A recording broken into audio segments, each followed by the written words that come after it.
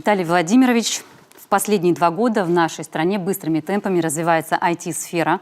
Мы все видим, что открываются новые компании по разработке программных решений, игр. Реализуются новые масштабные IT-проекты. Выпускается все больше специалистов IT-сферы.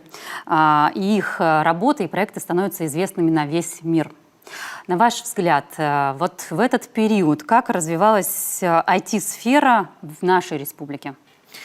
Ольга, надо начать с того, что Министерство цифрового развития Республики Коми достаточно молодое министерство, нам всего 1,5 года, но даже за эти 1,5 года мы понимаем, что IT-сфера в Республике Коми – это очень динамично развивающееся направление. На сегодняшний день в республике зарегистрировано порядка 400 аккредитованных, 400 IT-компаний, более 50 из них имеют аккредитацию Министерства цифрового развития Российской Федерации. Поэтому эти компании являются достаточно разноплановыми, они предоставляют разные сферы, представлены в разных сферах услуг, от, собственно говоря, разработок программного обеспечения до обеспечения связи, коммуникаций и иных сфер. А есть ли в регионе собственные разработки информационных систем и для чего они нужны в государственном управлении? Все мы помним, какое у нас было лето. Пожаров лесных было много.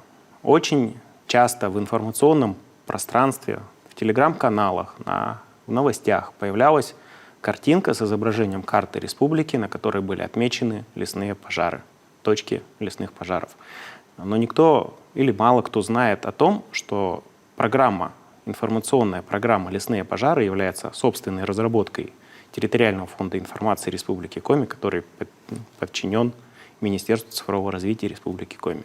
Более того, эта программа является настолько уникальной, что используется не только в республике, но и в соседних регионах Архангельской области, Пермском крае. У нас заключено соглашение с Кировской областью об ее использовании со следующего года и Республикой Карелия. Она приносит пользу уже. Она уже приносит фактическую пользу, потому что даже простые граждане могут отследить, какова ситуация с лесным пожаром в том либо ином районе, населенном пункте. А для специалистов она позволяет мониторить ситуацию практически в онлайн-режиме, позволяет определять проблемные точки, распределять ресурсы и осуществлять иные полномочия.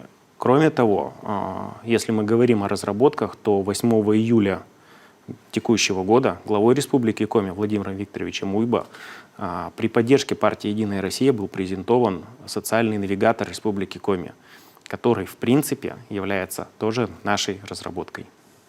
Домашней, уникальной. Как вам кажется, жителям помогает эта разработка? Данная разработка, я думаю, что помогает многим жителям, у которых есть доступ в интернет в первую очередь. А для тех, у кого доступа в интернет нет, там есть телефон прямой линии, на которую в режиме 24/7 можно позвонить. И даже если не получить консультацию здесь и сейчас, вопрос будет записан и обязательно отработан соответствующим ведомством.